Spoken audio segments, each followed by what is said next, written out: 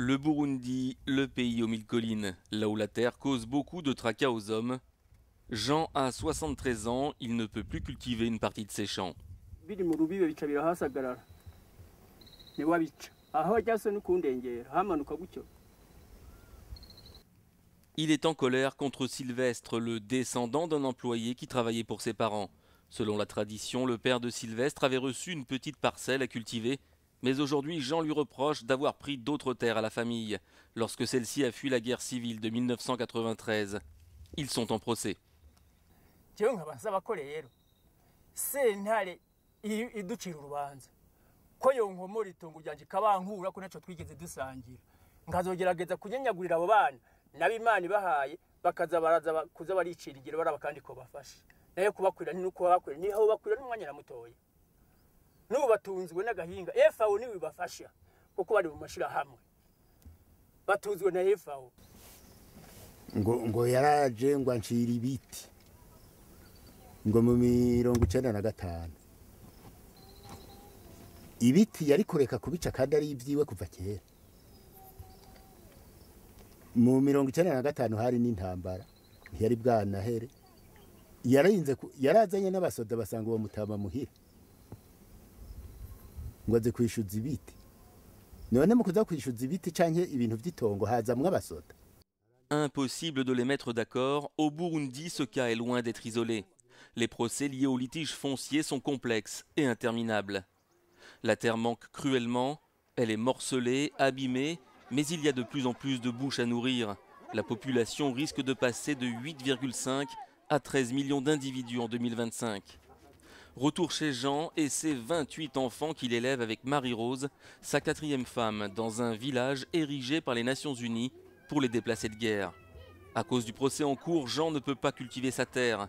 Alors Marie-Rose travaille avec d'autres femmes pour une association partenaire de la FAO. La terre est prêtée par la commune. La FAO fournit des semences à haut rendement, patates douces, soja ou encore du maïs. Comme les ménages n'ont que de petites superficies, 20 arts c'est très petit, on essaie d'augmenter les rendements par petite superficie. Et comme ça, pour augmenter les rendements par petite superficie, c'est d'identifier la bonne culture qui donne le rendement le plus élevé, mais c'est aussi d'apprendre à ces ménages d'utiliser les bonnes techniques agricoles. Il faut absolument qu'ils visent des cultures à haut potentiel de production, le maraîchage, la pomme de terre, le fruitier, mais aussi il faut que les jeunes apprennent actuellement à essayer d'entrer dans la création des activités hors sol. Permettre aux populations vulnérables de sortir de l'agriculture de subsistance, une priorité pour la FAO. Un plan d'action de 60 millions de dollars mis en place en 2010 devrait permettre d'aider plus d'1 million de Burundais. Ici par exemple, à Nyamuswanga, ce sont les marais qui sont aménagés pour être exploitables. Les familles s'unissent pour cultiver le riz. C'est une alternative qu'on est en train de mettre en place en aidant les ménages qui ont des parcelles à marée à bien les exploiter et à faire une bonne gestion de l'eau autour des associations, quitte à ce qu'ils puissent cultiver pendant toutes les 3 saisons culturelles de l'année. Le plan FAO pour le Burundi permet aussi de financer des travaux de grande envergure. Ici, dans la plaine de Limbo, près de Bujumbura, ces canalisations permettent d'irriguer de nombreux champs. Un périmètre de plus de 3500 hectares est à présent exploitable. Mais il faut faire face à une autre problématique, le retour des réfugiés. Selon l'UNHCR, ils sont plus de 500 000 à être entrés au pays entre 2002 et 2011.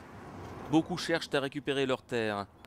À Rumongue, par exemple, dans le sud, ville particulièrement touchée par les guerres civiles, de nombreux rapatriés ont vu leurs terres vendues ou occupées par d'autres.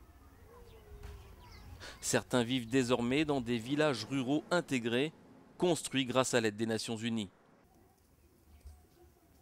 C'est le cas de Safia, qui est revenue de Tanzanie. Elle bénéficie d'une petite maison, d'un jardin et un poulailler. Yego neza cyane aha kugira ngo nikore ko ngaha aye nukurondera ukuntu nobaho n'abana kugira ngo turonke ubuzima butomoye nk'abandi tuca dukora tukikora tugatera utuboga tugatera itomate tugatera ivyamwa byose n'ibindi. Dans ces villages, la FAO aide les rapatriés comme Safia à devenir autonomes pour subvenir à leurs besoins.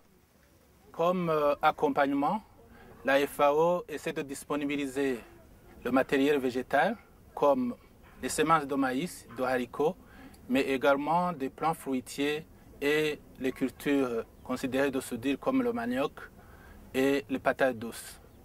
La FAO, pour diversifier et pour avoir également du fumier, il a distribué des chèvres, 3 chèvres par ménage, pour non seulement avoir des revenus, mais également pour avoir assez de fumier pour pouvoir fertiliser les champs.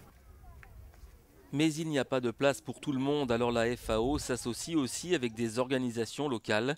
Les idées sont parfois originales. Sur le terrain d'une prison louée à l'État, voici l'Académie de la ferme. Ici, on apprend aux rapatriés sans terre à cultiver dans un climat de paix et devenir un expert de son jardin. La FAO donne les semences, les intrants, les semences, les engrais, les produits phytosanitaires pour soutenir les paysans, les agriculteurs. Avec le maraîchage surtout, le maraîchage, ça prend 2 à 3 mois.